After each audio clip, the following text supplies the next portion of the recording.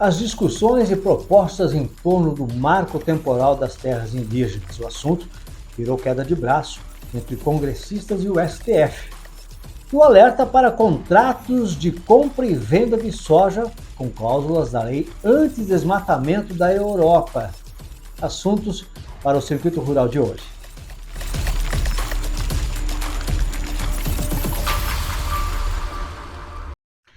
Olá, bom dia! Tudo bem com você? A questão do marco temporal das terras indígenas voltou a ser assunto nesta semana, depois que a equipe do ministro Gilmar Mendes, do STF, apresentou a minuta de um projeto de lei complementar, a qual foi recebida com resistência por congressistas da Frente Parlamentar da Agropecuária. O motivo é que a proposta apresentada em momento algum menciona um marco temporal. Ou para sintonizar, o marco temporal define que os povos indígenas só podem ocupar as terras em que já estavam até 5 de outubro de 1988, data da promulgação da Constituição Federal. Foi aprovado na Câmara e no Senado. Teve veto do presidente da República, que foi derrubado no Congresso Nacional. E no ano passado, o STF suspendeu, alegando ser inconstitucional, e criou uma comissão para buscar consenso no assunto. O presidente da FPA, o deputado Pedro Lupion, em entrevista a vários veículos de comunicação e nas próprias redes sociais dele, disse que ficou surpreso com o texto da minuta e que o marco temporal é inegociável. Diante dessa falta de consenso, provavelmente deve seguir adiante uma proposta de emenda à Constituição que está no Senado, cujo objetivo é constitucionalizar a tese do marco temporal. Lupion disse aos jornalistas que já tem os votos suficientes, tanto na Câmara quanto no Senado, para aprovar a PEC. Enquanto isso, a comissão especial se reúne novamente na próxima segunda-feira. A proposta aprovada lá será analisada pelo ministro Gilmar Mendes para depois ser submetida à votação dos demais ministros do STF. A gente vai acompanhar por aqui os desdobramentos desta queda de braço entre o STF e o Congresso Nacional sobre este assunto e certamente semana que vem teremos novidades e eu trarei aqui para você. Vamos em frente? Agora com a atualização da situação no campo, em Mato Grosso, nessa fase sensível da safra.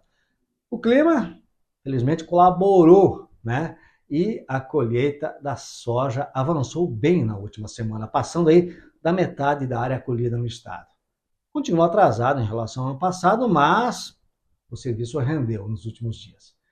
A segunda safra de milho também tem metade da área prevista já semeada.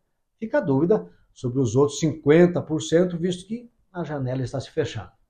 Já o algodão, esse praticamente encerrou o plantio com 1,5 milhão de hectares. Agora vamos torcer para que o tempo continue assim, bem dosado entre chuva e sol, para que tudo corra bem daqui para frente, não é mesmo? Bom, por falar em clima, eu quero abrir aqui um parênteses, sair de Mato Grosso para falar da situação preocupante no Rio Grande do Sul, que tem a segunda maior área de soja plantada no país. Lá, a quebra de safra se repete pelo 4º ano consecutivo. Desta vez, a seca castigou regiões produtoras importantes, como a Noroeste, conhecida como a região das Missões. De acordo com a Farsul, a Federação da Agricultura do Rio Grande do Sul, a redução na produtividade em alguns municípios pode ultrapassar aí a 45%. Embora a situação de lá não ameace a previsão de uma safra recorde de soja no Brasil, coloca em risco financeiro os produtores rurais e toda a cadeia gaúcha do agro. E aí não se trata só de quebra de safra, passa a ser uma questão social também para o país. E para fechar, um alerta da AproSoja Brasil, que congrega 15 associações de produtores de soja e milho do país. O alerta é para que os produtores rurais não aceitem nos contratos de compra e venda de soja cláusulas que os obriguem a cumprir os requisitos estabelecidos pela Lei Antidesmatamento da União Europeia. A justificativa é que o Brasil já tem leis suficientes nesse sentido. Em carta aberta, chamada aí a Carta da Soja Brasileira Sustentável, a ProSoja sugere que na COP30, que será sediada aqui no Brasil, os países se comprometam a adotar um código florestal semelhante ao nosso, onde produtores rurais preservem de 20% a 80% da vegetação nativa, além das áreas de preservação permanente, nas margens de rios, nascentes e topos de morro. A lei antidesmatamento da União Europeia proíbe a importação de produtos agropecuários como soja, carne, café, entre outros, de áreas desmatadas e degradadas. Não entrou em vigor ainda. Está prevista para o ano que vem, mas é vista como um instrumento protecionista, visto que lá, na Europa, a legislação ambiental não é tão restritiva quanto aqui. É aquela velha história. Faça o que eu digo, mas não faça o que eu faço. Hipocrisia pura, não é mesmo? Bom, por hoje é isso. Fique com Deus, tenha uma ótima semana e aproveite bem o seu dia.